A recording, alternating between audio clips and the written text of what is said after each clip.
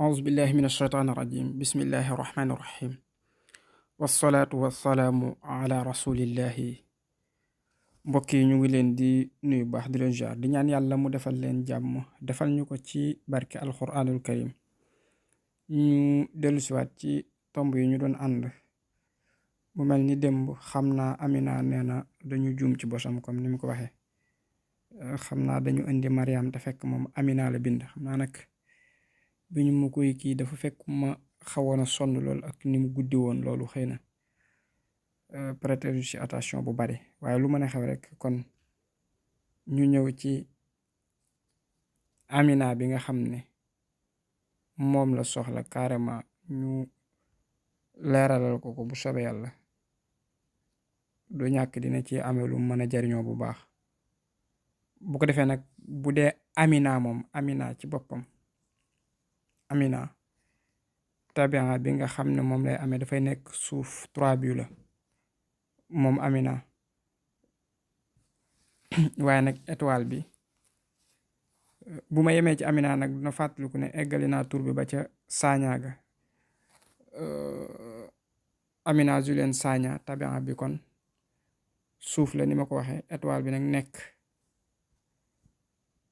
Otaaridu nekk nag 4e position ñi seen tabian doon suuf. bu ko defee nag moom njëlbeenu étoile bi dafa leer li ci topp nag dafa lëndëm mu xamee ko noonu waaye ala kulli xaalin lu mën a xew rek mu xam ne moom bu duggee ci dara njëlbeen nga metti jarul muy découragé wu parce que xam ne bu ko gëmee rek dina ci génn parce que d'habitude moom njëlbeenam lu cëpp dafay difficile mais mën na ko réussir en 100% bu ànd ak dogal yàlla.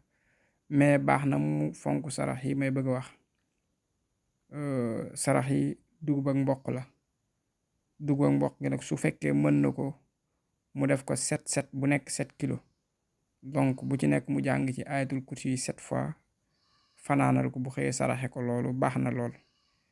bu fekkee mën na ko tamit mu dàkk ko ba tey su ko neexee ci heure yi may bëgg a wax ne moom la étoile bi di taxaw waaye même bu dee saraxe ceeb aussi baax na jënd ceeb rek di ko saraxe mais ceeb nag bu boobaa day xool kër goo xam ne comme supposons mu ne kër gi 4 kilos la ñuy sóor mu jënd 4 kilos sarax leen ko exemple.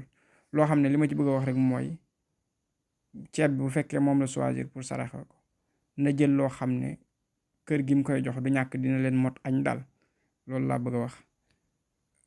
bu ko defee nag étoile am boobu di Otaaridu moom Amina dimanche dafay génn 9h bu demee day dellu si 16h mardi incha allah 1h benn yoon boobu lay génn mercredi 10h lay génn bu demee dafay dellu si 17h déedéet mardi laa bëgg a wax de mardi 10h lay génn bu demee dafay dellu si 17h mercredi 7h lay génn bu demee dafay dellu si 14h.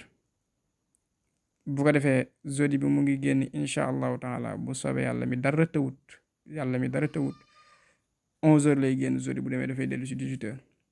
vendredi bi incha allah 8h lay génn bu demee dafay dellu si incha allahu taala 13h xaw ma 15h mooy 3h.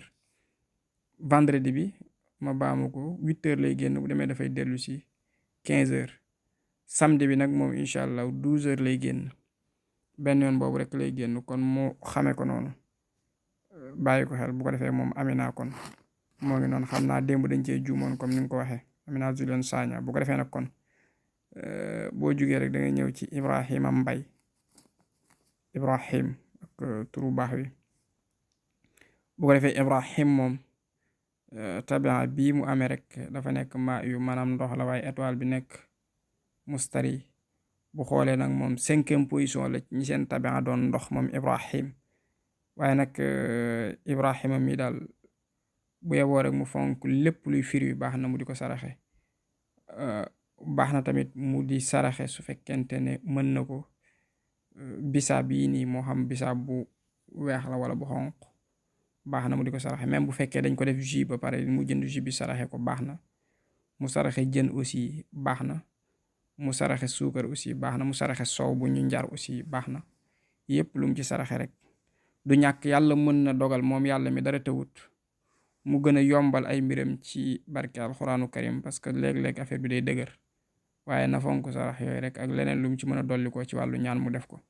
bu ko defee rek incha allah étoile am boobu nag ñu ne moom mooy mustari dimanche 12h benn yoon boobu lay génn.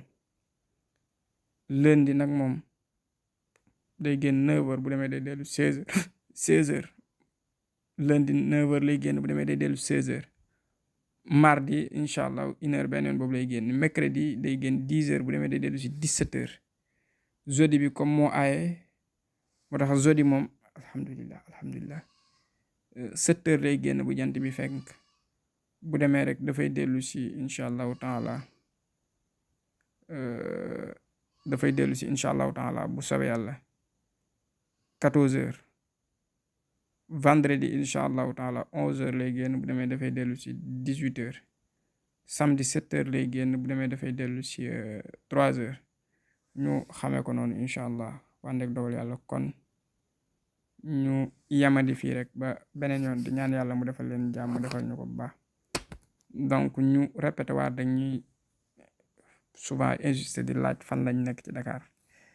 nekkuma Dakar maa ngi entre Diourbel ak village foofu lay jaabante mais nekkuma Dakar pour l'instant. yal na yàlla def jàmm ak salaam bu baax ci barke alxuraanul karim jërë ngeen jëf.